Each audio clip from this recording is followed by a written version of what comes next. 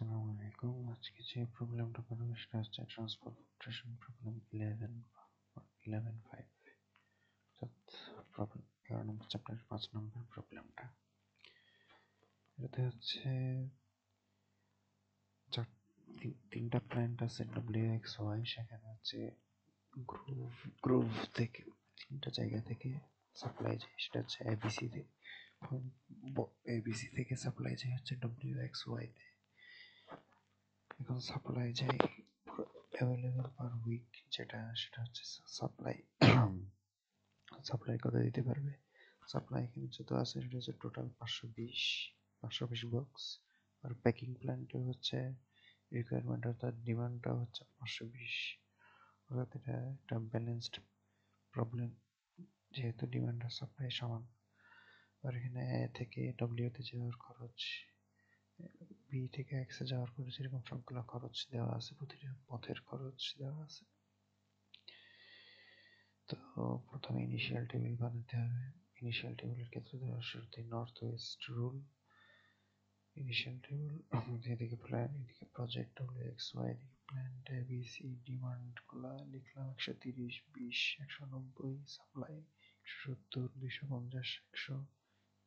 এখানে টোটাল 520, দুই সাইডে 520 যোগ করলে, ডিমান্ড সাইডে যোগ করলে 520, সাপ্লাই সাইডে যোগ করলে 520।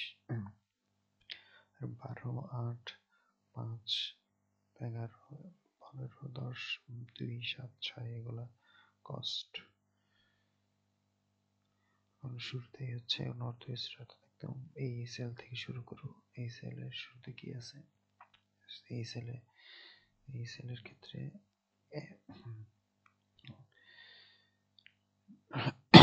ডিমান্ড আর সাপ্লাই সাইড দেখি। ডিমান্ড আছে 130, সাপ্লাই আছে 170। একদম ডিমান্ড আছে 130, সাপ্লাই আছে 170, এর মধ্যে কম কোনটা? 130। তো শুরুতে 130 লিখলাম, 130 নিলাম। 130 নিলে আমার ডিমান্ড ফুলফিল হয়ে গেছে, কিন্তু সাপ্লাই আরো 40 ইউনিট দিয়ে গেছে। এই 40 ইউনিট আমি পাঠাবো এক্সপ্ল্যান্টে। পাঠাচ্ছি, এক্সপ্ল্যান্টে পাঠাই দিলাম। এক্সপ্ল্যান্টে যদি 41 ইউনিট পাঠাই দিই, তাহলে ওদের আর ডিমান্ড থাকে 160 ইউনিট। কিন্তু আমার ডব্লিউ গ্রুপ থেকে তো আর আমি পাঠাতে পারবো না। কি জানি বলে এখানে প্ল্যান প্রজেক্ট লেখা, প্ল্যান। এখানে প্রবলেমটা একটু অন্যরকম। যেখানে আমি কারখানাতে জিনিস কাঁচামাল পাঠাচ্ছি আর কি। কাঁচামাল আসতেছে WXY থেকে, আর কারখানা হচ্ছে ABC। তো এখানে উপরের কর্নারের যে প্ল্যান্টার প্রজেক্ট লেখা, এই লেখাটা একটু চেঞ্জ হবে। এটা এখানে ভুলে চেঞ্জ করা হয় নাই। যাই হোক, তো পয়েন্ট বিতে গেল 40 ইউনিট, পয়েন্ট বিটার লাগবে 160 ইউনিট। সেই 160 ইউনিট আসবে এক্স থেকে। আসছে 160 ইউনিট। এখন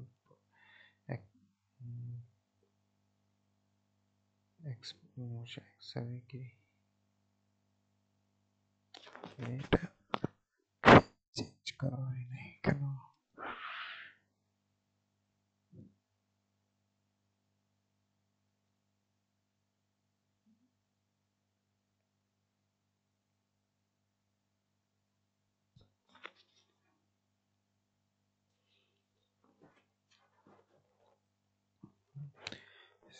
একশো 160 ইউনিট আসবে পয়েন্ট বি থেকে। তো সেই পয়েন্ট বি থেকে 160 ইউনিট আসছে। তো এক্সপ্ল্যান্টের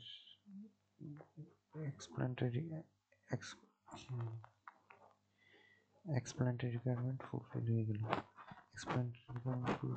কিন্তু আরো 90 ইউনিট সাপ্লাই দিতে পারবে। সেই 90 ইউনিট সাপ্লাই দিবে ওয়াই প্ল্যান্টে। 90 ইউনিট সাপ্লাই দিতে, তার মানে বি এর সাপ্লাই ক্যাপাসিটি শেষ। এখন কিন্তু সি এর আরো 100 ইউনিট লাগবে। সেই 100 ইউনিট চাই নেবে ওয়াই এর আরো 100 ইউনিট লাগবে। সেই 100 ইউনিট চাই নেবে সি থেকে। তো সব কাটাকাটি শেষ, সবগুলো রিকোয়ারমেন্ট ফুলফিল হয়ে গেছে।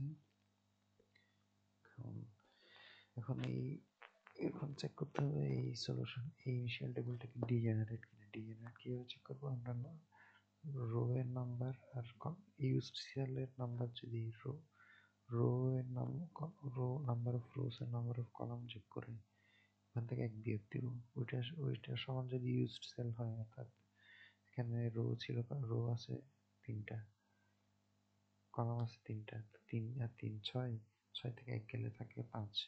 এখন আমি ইউজড সেলের সংখ্যা যদি 5টা হয় তাহলে হচ্ছে এটাতে ডিজেনারেসি প্রবলেম নাই, অর্থাৎ সলিউশনটা ডিজেনারেট না, ইনিশিয়াল প্রাইমেলটা ডিজেনারেট না।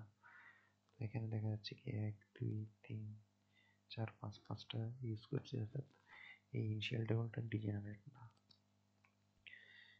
এখন এটার কস্ট আসছে, এইখানে কস্ট বের করবো কি 12 into 130 plus 8 into 40 plus 15 into 60, এভাবে যে ইউজড সেলগুলো আছে ইউজড সেলের এই কোয়ান্টিটি আর কস্টটা গুণ করে ইয়াটা পাবো, টোটাল কস্টটা পাবো। মানে টোটাল কস্ট পেলাম 5780। এখানে এটা এখন প্রশ্ন হচ্ছে এটা কি অপটিমাল সলিউশন কিনা, সেটা চেক করার জন্য আমাদের বের করতে হবে ইমপ্রুভমেন্ট ইন্ডেক্স। ইমপ্রুভমেন্ট ইন্ডেক্স বের হয়েছে আনইউজড সেলগুলোর বের করবো, কিন্তু আমরা ইউজড সেলের কস্টগুলো ইউজ করে আমাদেরকে ইমপ্রুভমেন্ট ইন্ডেক্সটা বের করা লাগে। তো প্রথমে এওয়াই সেলের ইমপ্রুভমেন্ট ইন্ডেক্স বের করা যাক। প্রথমে আসবে +5, অর্থাৎ এওয়াই সেলের যে কস্টটা ওটা প্লাস হবে, এরপর হচ্ছে -8। আমি এটা কাউন্টার ক্লকওয়াইজ দেখাচ্ছি, একটা ক্লোজড পাথ হবে, মানে এই ঘুরে ঘুরে ফিরে আবার সেই এওয়াই সেলে ফেরত আসতে হবে। তো এক্স ওয়াই সেল থেকে এক্স সেলে গেল, প্লাস মাইনাস আবার প্লাস, এটা আবার ঘুরে গেল বিএক্স সেলে, যে এখানে এক্স সেলটাও ইউজড, বি এক্স সেলটাও ইউজড। তো এখানে এই ওয়াই সেলের আশেপাশে 3টা সেল যেহেতু ইউজড, তো আমি এভাবে ঘুরে যাওয়াটা ইজি আর কি। ঘুরে যাওয়া ইজি বলতে এখানে ঘুরে যাওয়া, এই পথটা অনেক ছোট, এটা ইজি একটা পথ। তো আবার এখানে -10, তো +5 ছিল -8, মানে এখানে +5 -8 +15 আবার -10, এভাবে প্লাস মাইনাস এভাবে আগাইতে থাকবো। তো এভাবে আগে একটা ক্লোজড পাথ হয়ে গেল, অর্থাৎ এই যেখান থেকে শুরু করছিলাম সেখানে আবার ফেরত আসছি, এটাই হচ্ছে ক্লোজড পাথ। আমি তো এটা কাউন্টার ক্লক ওয়াইজ আগাইছি, অর্থাৎ ঘড়ির কাঁটার বিপরীত দিকে আগাইছিলাম। তাইলে এটা ঘড়ির কাঁটার দিকে আগানো যায়, অর্থাৎ 5 থেকে 10, 10 থেকে 15, 15 থেকে 8, 8 থেকে আবার 5, এভাবে আগানো যায়। তো 5 থেকে 10 বিয়োগ করে 15 যোগ করে আবার 8 বিয়োগ করলে এখানে পাচ্ছি কত, +2। এই +2 এর অর্থ হচ্ছে আমি যদি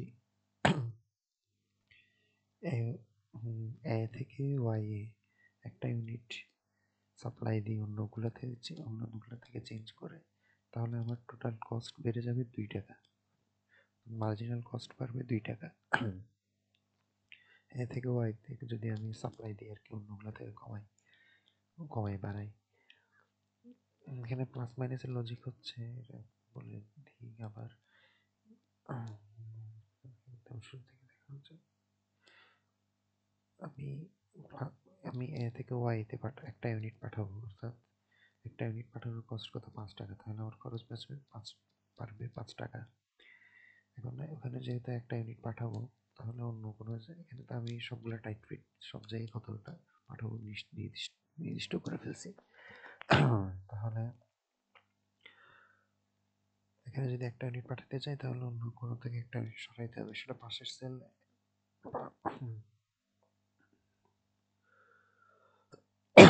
সেটা পাশের সেল থেকে সরাইলাম। সেল থেকে যদি সরাই তাহলে আমার কস্ট হয়ে যাচ্ছে 8 টাকা। আবার সেল থেকে যদি আমি একটা ইউনিট সরাই, আবার বিএক্সএলে একটা ইউনিট নিয়ে আসতে হচ্ছে, কারণ আমার 200 ইউনিট হচ্ছে ডিমান্ড।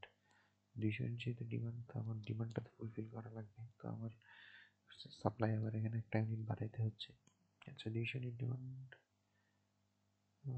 আচ্ছা 200 ইউনিট, হ্যাঁ, তো সাপ্লাই একটা বাড়াইতে হচ্ছে, তো ওদিকে একটা ইউনিট বাড়াবে, আবার ওদিকে একটা ইউনিট বাড়লে আবার বিওয়াইসেল একটা কমাইতে হবে। তো এরকম বাড়ানো কমানো নিয়ে একটা এক সেলে বাড়বে আর এক সেলে কমবে।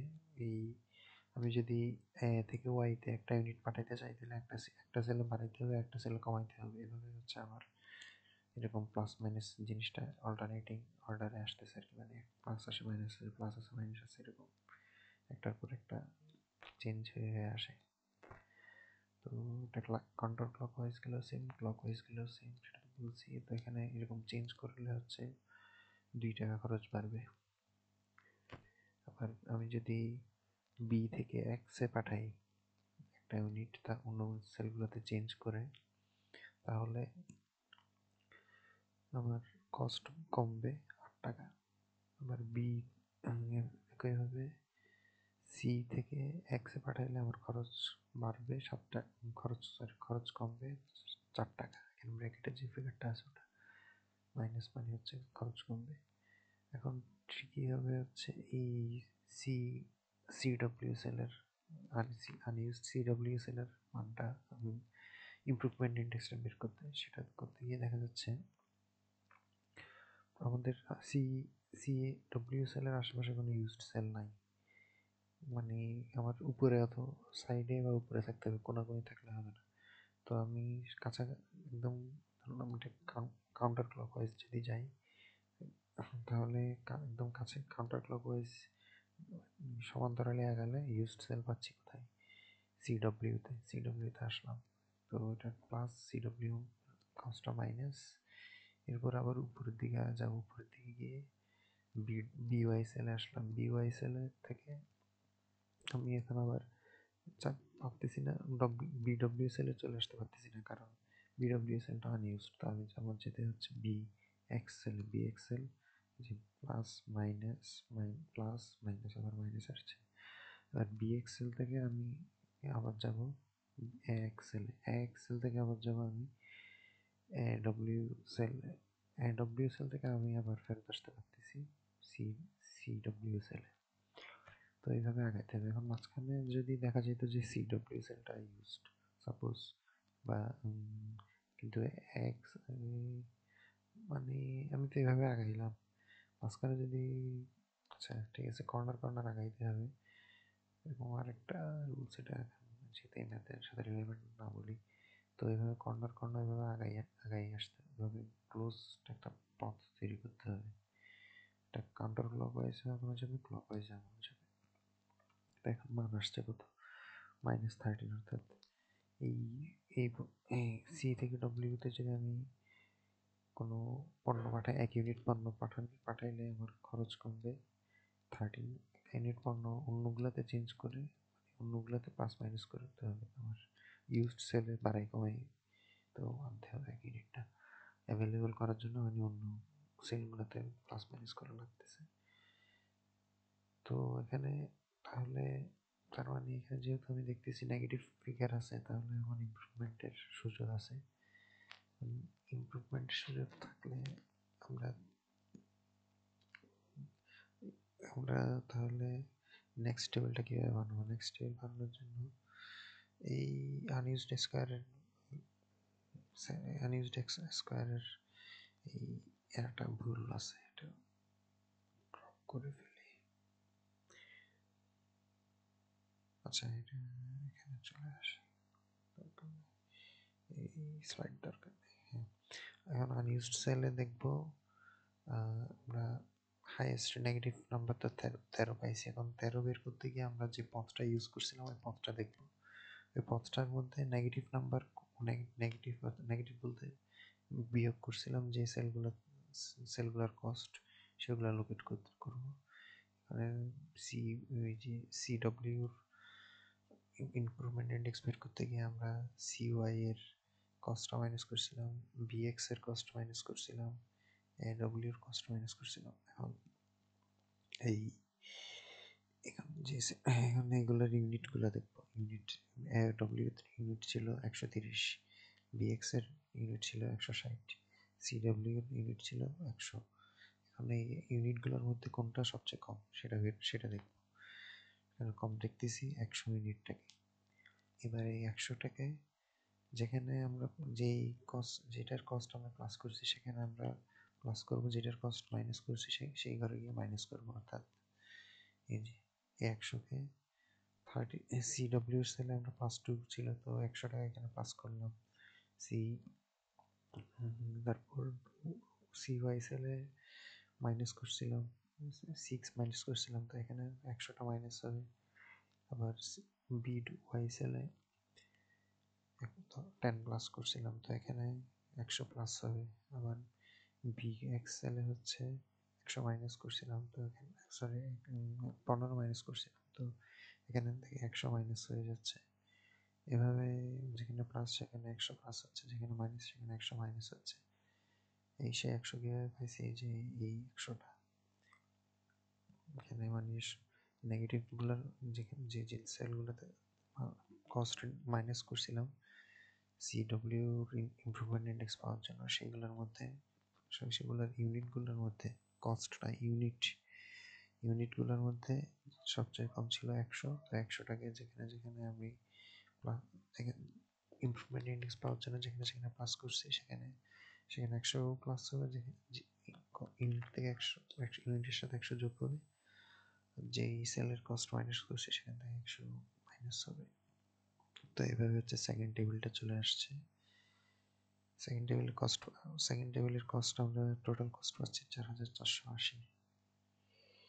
তো এখন এটা থেকে আবার এটা ইমপ্রুভমেন্ট করার চান্স আছে কিনা দেখার জন্য ইমপ্রুভমেন্ট ইন্ডেক্স বের করবো আনইউজড সেলগুলোর। এখানে দেখা যাচ্ছে একটা সেলের মান নেগেটিভ আছে, তার মানে এখানে ইমপ্রুভমেন্টের সুযোগ আছে। তো আমরা আবার ওই প্রসেস